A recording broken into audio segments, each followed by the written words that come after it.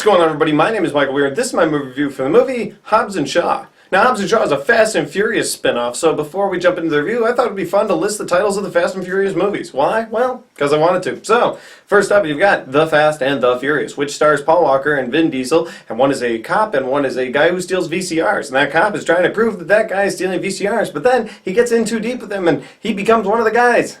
That's the movie. Next up, we've got Too Fast and Too Furious. Now, Too Fast, Too Furious is about Paul Walker's character, the former cop, who's now become like a street racer, and then he gets pulled back into the cop world. That's the movie. Next up, you've got Tokyo Drift, which right there in the title, they're like Fast and Furious Tokyo Drift. So just so you know, it's going to be in Tokyo. And so there's a bunch of Asians in this movie, but there is one white guy, not one of the previous main characters, who is a better driver than all of those other Asians. Next up, you've got Fast and Furious. They got super lazy with that title, so I'm just going to skip past this movie.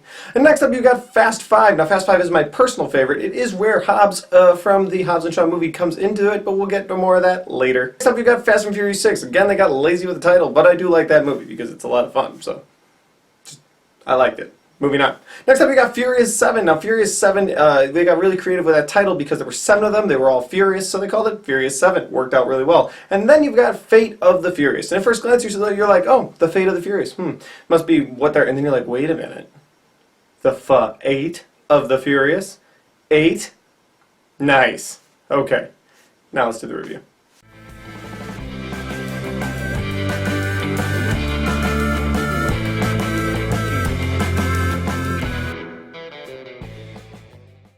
So the movie Hobbs and Shaw is directed by David Leitch, and it stars Dwayne "The Rock" Johnson as Luke Hobbs and Jason Statham as Deckard Shaw. Now, I feel like I have to give you a little bit of backstory on those characters before I continue with this review, so let's start at the beginning of these character story arcs, which would be Fast 5, when Dwayne "The Rock" Johnson joins the series. Now, when The Rock joined the series, oh my god, it was incredible. And the reason why it was incredible, and the reason why people were like, oh, The Rock just, he was able to breathe life into this Fast and Furious universe. He was. Part 4 was really good, and it was a nice kickstart to where this series was going to go, but this movie, because of The Rock, was so good. And I'll tell you why. It's because The Rock wasn't The Rock. He was just Dwayne Johnson. He was just the actor Dwayne Johnson. He, for once in his life, and once in his career, was not The Rock. Now, I'm not saying The Rock shtick doesn't work, and obviously it kind of does because that's what he turned into in this franchise. But oh my god, in this movie, he shows up as a lawman sent to take down Vin Diesel and his crew. He doesn't care about their story. He doesn't care about why they're on his paperwork of people to bring in. He just said, hey, your name hit my desk, now your ass is mine, and I'm going to come after you. He's got a big beard, which is really unlike The Rock. You know, he's not this clean-shaven or just a goatee. Like, he's got this beard, and he's like, I am here to kick the ass of the Fast and Furious crew. And he does, and it is so cool. Toward the end of that movie, they do, kind of become friends. But even at the end of that movie, he's like, all right, you got my respect in 48 hours. But then I'm coming for you. And that's really cool. Like, it was really cool. Then when you get into part 6 of the franchise, he starts to turn into The Rock again, and that's so disappointing. Like, he was still Luke Hobbs, but he was down to the goatee. Like, he had the beard in 5, and then he was down to a goatee in 6, and then by 7, he's clean-shaven. He's got his arm in a cast because Jason Statham's character blew him out of a window, so he's got his arm in a cast, and he just flexes out of it at one point. Like, that's not how casts work. That's not how broken arms work. But it doesn't matter because he's The Rock now. So he's able to flex out of a cast, get a gigantic machine gun, and he says the words, Daddy's got to go to work. He's The Rock again. And then in part 8, he kicks a torpedo with his foot. That happens.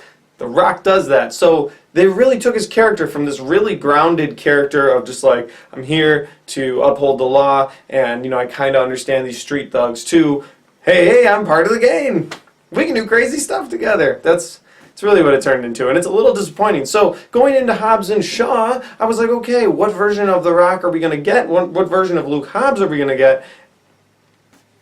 We got the cartoon character one. We got The Rock. We got The Rock. That's fine. Now I feel like I got to talk about Deckard Shaw, Jason Statham, and he joins the franchise in the end credit scene of Fast 6, which was, in my opinion, one of the greatest moments in the Fast and Furious universe. Because for a long time, 4, 5, and 6, so for 3 movies, people were like, well, when are they going to explain how Han died? And in the end credits scene, Han wipes out in his car in Tokyo, like you see in Tokyo Drift, but then you see a little bit behind the scenes, and it's Jason Statham that did that, and he blows up his car, and he calls Vin Diesel and he's like, hey, Dominic Toretto, you don't know me, but you soon will. And he tosses the phone. Oh, everybody in the theater was like, oh my god, Jason Statham's in this movie, like, That's fantastic. Like, it blew my mind. I was so excited. And then Furious 7 happened, and he was the villain of that movie who was driven for good reasons. His brother, you find out at the beginning, didn't die in part 6. He was just maimed. And so he was in a hospital and he was maimed, and so you had Jason Statham, like, just, he was there to wreck the crew. Like, he was going to kill them all. He doesn't end up killing anybody else, and then he gets into a street fight at the end of the movie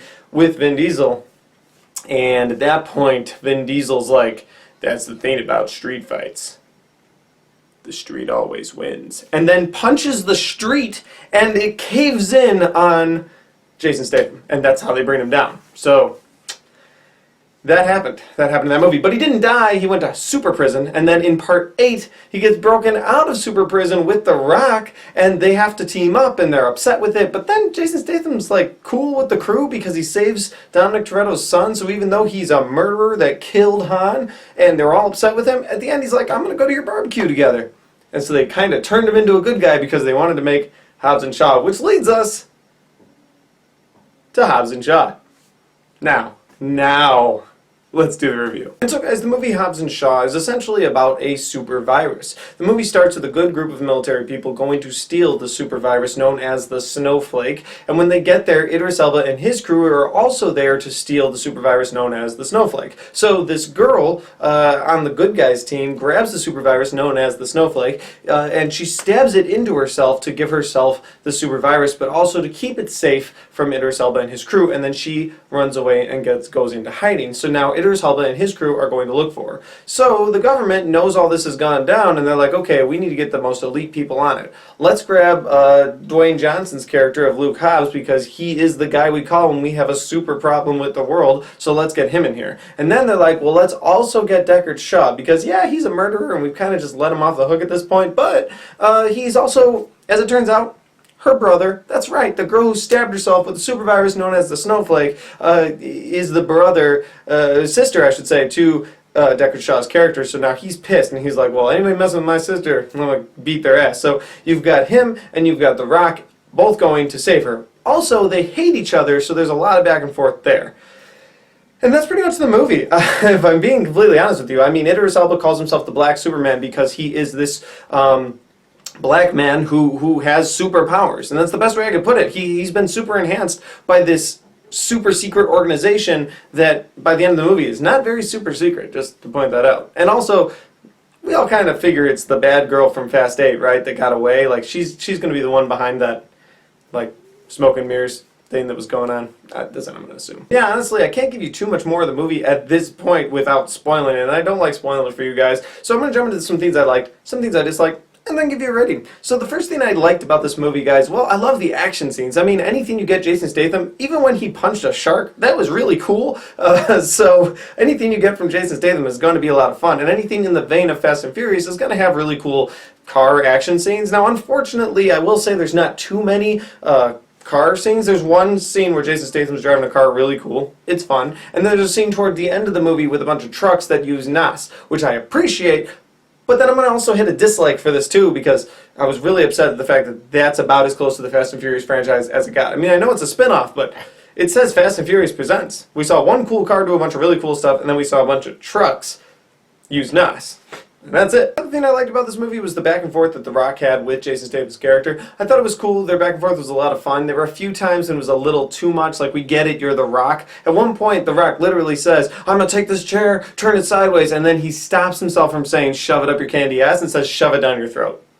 That happens. So their back and forth is fun, but at times it's like, okay, we get it, you're The Rock, and you're Jason Statham, we get it, but we need you to be Deckard Shaw and Luke Hobbs right now, because that's the movie you're in. The movie also had a few cameos that I really liked, and I can't give them away because they'd be super spoilers. Like, if they were just Fast and Furious crew, I'd be like, yeah, Ludacris was in this, and that's what I expected. But nobody from the Fast and Furious franchise shows up in this. There's just two really funny cameos from two very funny people. That's the best I can say. I'm not even going to say their gender because I don't want to ruin it.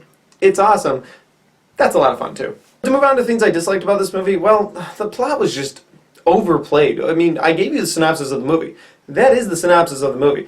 And they drag it out into probably one act too long. I mean, there's this whole shootout battle scene in the second act, and you're like, oh, so that just happened to the villain, so this movie's over. Cool. But the villain's still alive, and there's still another hour of the movie because they need to go to Samoa to be with The Rock's family, to push the idea of family, because remember, this is a Fast and Furious movie. Well, and of all the elements from Fast and Furious, I didn't need the family element that is always pushed in those movies. Like, I would have much preferred more chase scenes, more cars, more races, something, but no, instead, the family element's the one they pulled out. They were like, here's a list of all the things people like about Fast and Furious. What's that over there? Well, that's the family element that everybody's kind of sick of. Let's use that. They were like, wait, that's the one they're sick of. No, I heard that's the one they want.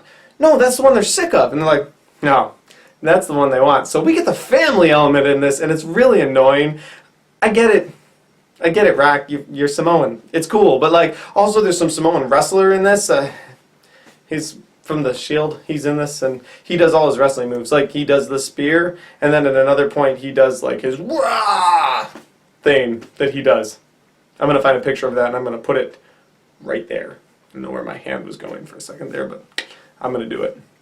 Anyway, he does that in this movie, and it's really disappointing. Guys, I guess at the end of the day, I got to go ahead and give the movie this rating. That's right. Hobbs and Shaw could have just been called Generic Spy Movie, and it would have been the same result. Guys, that's my movie review. Guys, if you enjoyed this movie review, hit the like button. If you want to share this movie review with your friends, make sure you do that by hitting the share button. If you've seen this movie and you want to comment and you want to talk spoilers, let's put that in the comment section down below. We'll talk about it. It'll be a good time. And finally, guys, if you haven't subscribed to the channel, make sure you do that, because every time you subscribe or someone that you have told to watch this channel subscribes, I get 10 times happier, which is a really nice feeling. Guys, thanks for watching. I'll see you next time.